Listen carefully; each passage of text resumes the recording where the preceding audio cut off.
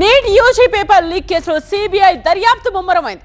దేశవ్యాప్తంగా పలు నగరాల్లో సిబిఐ బృందాలు ఇప్పటికే చేరుకున్నాయి. రాజస్థాన్, మహారాష్ట్ర, హర్యానా, కేరళ, అదేవిధంగా ఉత్తరాఖండ్, జమ్మూ కాశ్మీర్ రాష్ట్రాల్లో సిబిఐ బృందాలు ఇన్వెస్టిగేట్ చేస్తూ ఉన్నాయి. కేంద్ర విద్యాశాఖ ఫిర్యాదు ఆధారంగా సిబిఐ కేసు నమోదు చేసింది.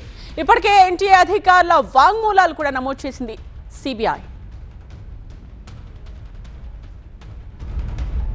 నీట్ యూజీ పేపర్ లీక్ కేసులో సిబిఐ దర్యాప్తు వేగవంతమైంది. దేశవ్యాప్తంగా కొన్ని రాష్ట్రాలకు సిబిఐ బృందాలు చేరుకుని ఇన్వెస్టిగేట్ చేస్తూ ఉన్నాయి. రాజస్థాన్, మహారాష్ట్ర, హర్యానాతో పాటు కేరళ, ఉత్తరాఖండ్, జమ్మూ కాశ్మీర్ రాష్ట్రాల్లో కూడా ఇన్వెస్టిగేషన్ సాగుతోంది. కేంద్ర విద్యాశాఖ ఫిర్యాదు ఆధారంగా సిబిఐ కేసు ఫైల్ చేసింది. ఇప్పటికే ఎన్టీఏ అధికారుల వాంగ్మూలాల్ని కూడా నమోదు చేసింది సిబిఐ.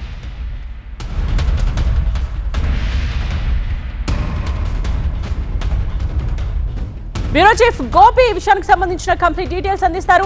గోపి, కేసు అప్డేట్ ఏంటి? ఏం జరుగుతోంది ఇప్పుడు? సిబిఐ ఇన్వెస్టిగేషన్ కొనసాగుతోంది. నేషనల్ టెస్టింగ్ ఏజెన్సీ ఢిల్లీలో ఉన్న కేంద్ర కార్యాలయానికి సిబిఐ దర్యాప్తు అధికారుల బృందం వెళ్లడం జరిగింది. ఇందులో అంతర్రాష్ట్ర ముఠా కుట్ర ఉంది అన్న కోణంలో కూడా ఎంక్వైరీ జరుగుతుంది. ఎందుకంటే నీట్ ఎగ్జామ్ పేపర్ కి సంబంధించిన గెస్ట్ పేపర్ లో ఉన్న ప్రశ్నాపత్రాల లీకేజ్ వ్యవహారం అనేది వివిధ రాష్ట్రాల్లో తెరమీదకి వస్తుంది.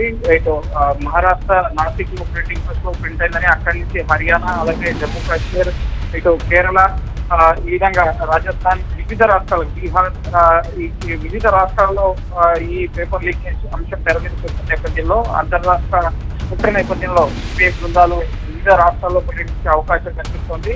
నీట్ ఎగ్జామ్ సంబంధించి 23 లక్షల మంది ఈ విద్యార్థులు ప్రభావితమైన నేపథ్యంలో పరీక్ష ఫీజు తిరిగి చెల్లించాల్సిన అవసరం లేదు, మళ్ళీ రిజిస్ట్రేషన్ చేసుకోవాల్సిన అవసరం లేదు. సో దానికి సంబంధించిన తదుపరి ఎగ్జామ్ ఎప్పుడు కండక్ట్ చేస్తాం అనేది భవిష్యత్తులో తెలియపరుస్తామని చెప్పి నీట్ డీజీలను స్పష్టం చేశారు. అయితే ఇన్వెస్టిగేషన్ కోణంలో ముఖ్యంగా ఎక్కడి నుంచి ఈ పేపర్ లీక్ అయింది అన్న కోణంలో ఎన్టీఏలో అందరూ కూడా ముఖ్యంగా కాంట్రాక్ట్ బేస్ లోనే ఒక ప్రభుత్వ అధికారిక భవనం అంటూ కూడా నేషనల్ టెస్టింగ్ ఏజెన్సీకి లేదు.